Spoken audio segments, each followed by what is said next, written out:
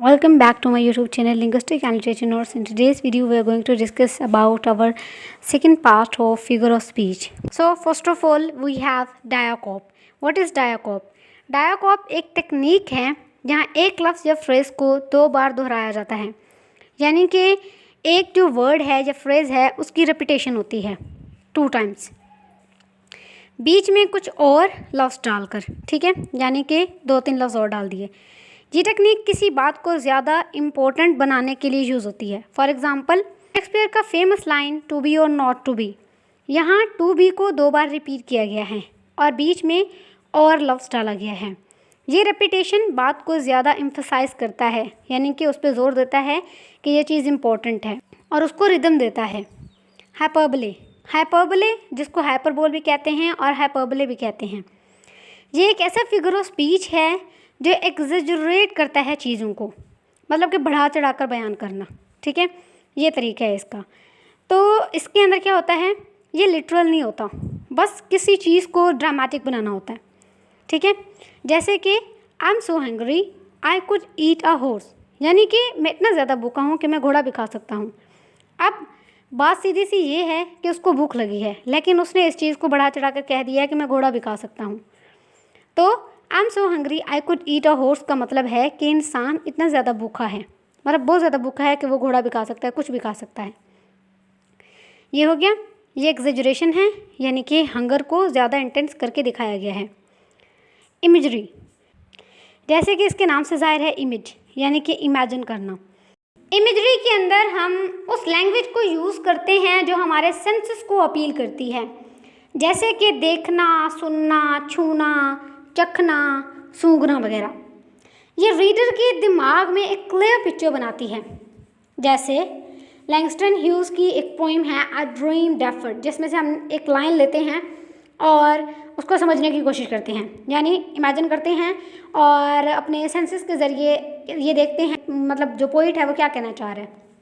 Does it dry up like a raisin in the sun, ये visual और tactile imagery use करती है जो अनफुलफिल्ड ड्रीम्स को एक सूखे हुए रेजन की तरह डिस्क्राइब करती है।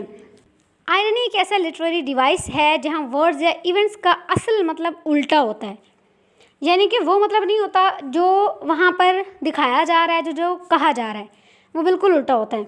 आयरनी की टाइप्स भी होती हैं जिनको हम बाद में डिस्कस करेंगे।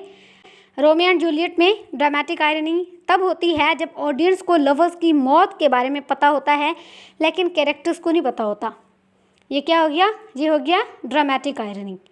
ये टेंशन और इमोशनल इम्पैक्ट क्रिएट करता है उस चीज़ के अंदर जिसको रीडर पढ़ रहा है, देख रहा है।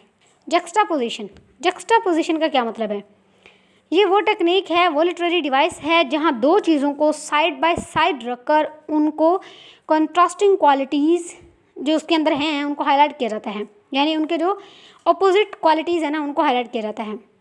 For example a tale of two cities, इसकी जो ओपनिंग होती है ना, इसके अंदर एक लाइन बहुत ज़्यादा फेमस गई थी, हम उसी को मिसाल के तौर पर लेते हैं।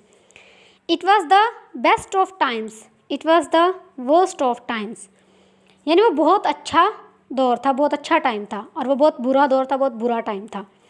दो एक्सट्रीम सिचुएशंस को एक साथ रखकर डिफरेंसेस को हाईलाइट करना हमारे पास जक्स्टापोजिशन कहलाता है। किनिंग, अब किनिंग क्या है? किनिंग एक मेटाफोरिकल फ्रेज़ है जो ओल्ड इंग्लिश और नॉर्स पोइट्री में यूज़ होता है।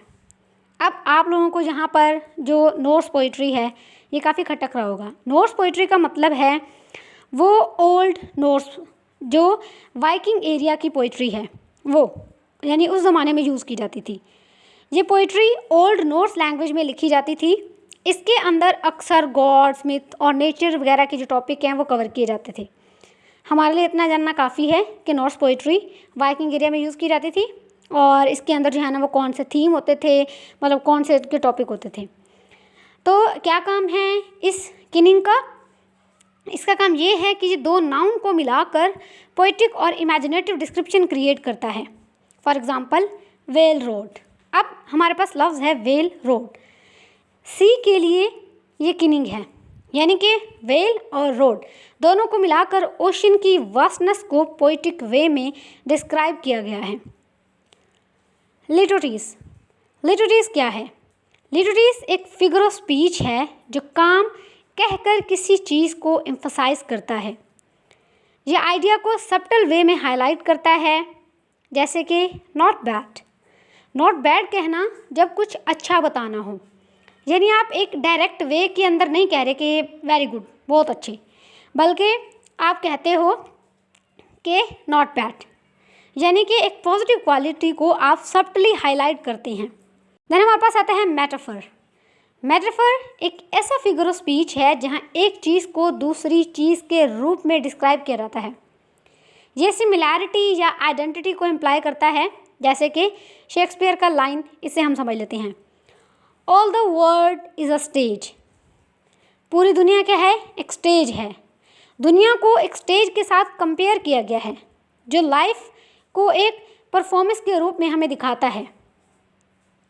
देन हमारे पास आता है मेटोनमी। मेटोनमी एक फिगर ऑफ स्पीच है जहाँ एक वर्ड को क्लोजली रिलेटेड वर्ड से रिप्लेस किया जाता है। ये पार्ट को होल या वाइस वर्सा रिप्रेजेंट करता है ताकि एक जैसे कॉन्सेप्ट्स में एसोसिएशन पैदा कर सके।